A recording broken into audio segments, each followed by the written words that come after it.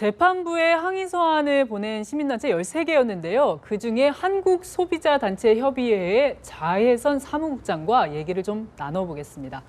안녕하세요. 안녕하세요. 이게 사건이 이제 홈플러스에서 경품 행사를 해가지고 거기에서 얻은 개인정보를 이제 팔아 넘긴 거죠? 네, 맞습니다. 이 경품 응모권이 어떻게 생긴 건가요? 앞면에는 아마 이제 경품 사진들이 네. 화려하게 박혀 있었을 것 같고 뒷면에는 어땠나요?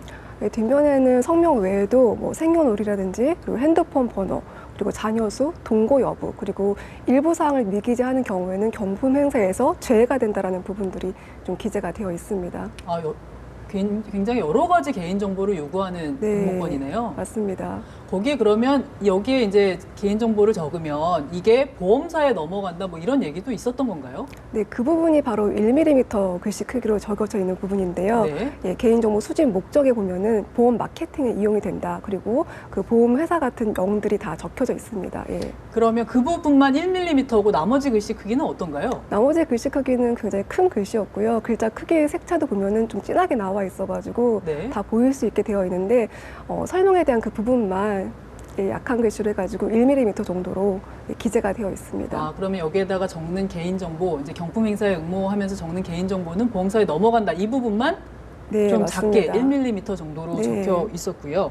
그 재판부에서는 이 1mm라도 사람이 못 읽을 바는 아니다. 네. 복권 같은 응모권도 이제 비슷한 정도의 글씨 크기다. 이렇게 판단을 했다는 건데요. 지금 시민단체들 입장은 어떻습니까? 사실 저희는 좀 많이 놀랐고요. 판결이 나왔을 때? 네, 맞습니다.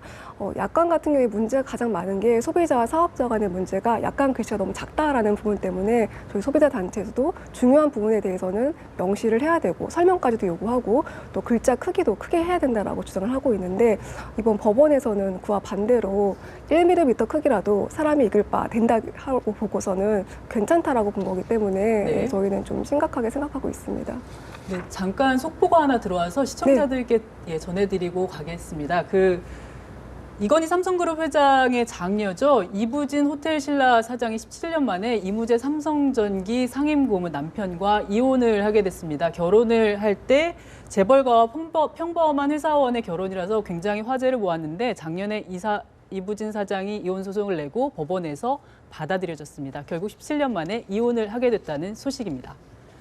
계속해서 대담을 좀 이어가겠습니다. 아까 말씀하신 것처럼 그 1mm가 과연 사람이 읽을 수 있는 크기냐, 그리고 이 기업이나 이쪽에서 좀 더 이걸 고지할 때 좀 알아볼 수 있는 수준으로 해야 되는 거 아니냐, 이런 입장이신 거죠? 예, 맞습니다.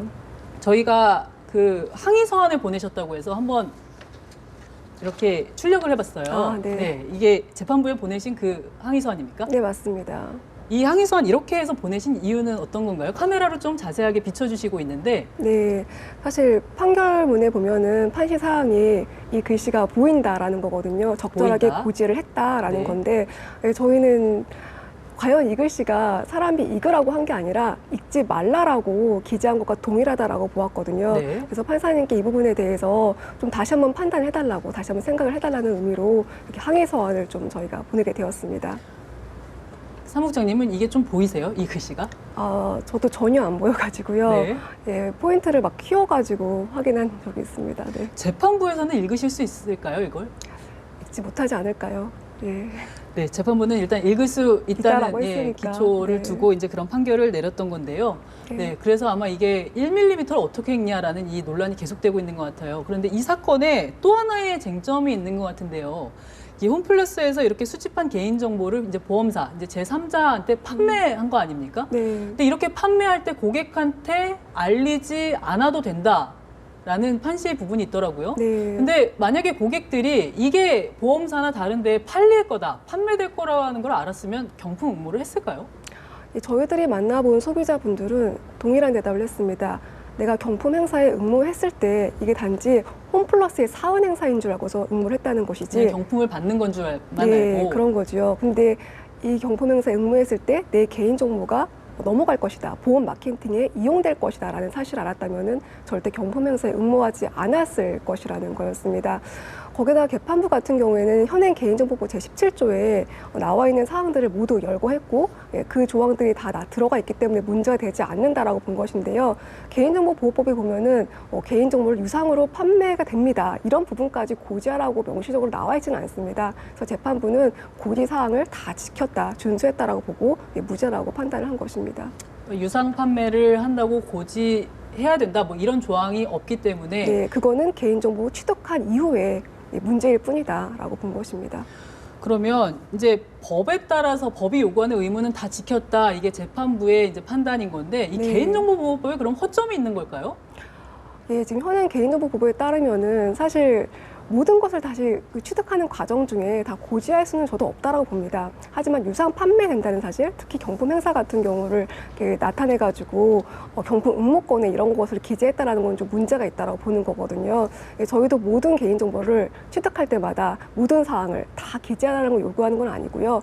이렇게 경품 행사 응모를 가장해가지고 응모권에다 기재를 했다라면은 그 정도 부분까지는 알려줬어야 되는 게 아닌가. 보험 마케팅에 이용된다라는 부분은 적절한 방법으로 고지를 했었어야 되는 게 아닌가. 저희는 그 부분을 지금 문제 삼고 있는 것입니다. 사실상 그 경품 행사의 가장 핵심적인 부분이 그 부분일 텐데 그 네. 부분을 조금 눈에 알기 쉽게 금방 한눈에 들어오게 알렸어야 되는 거 아니냐, 이런 네, 말씀이시군요. 맞습니다.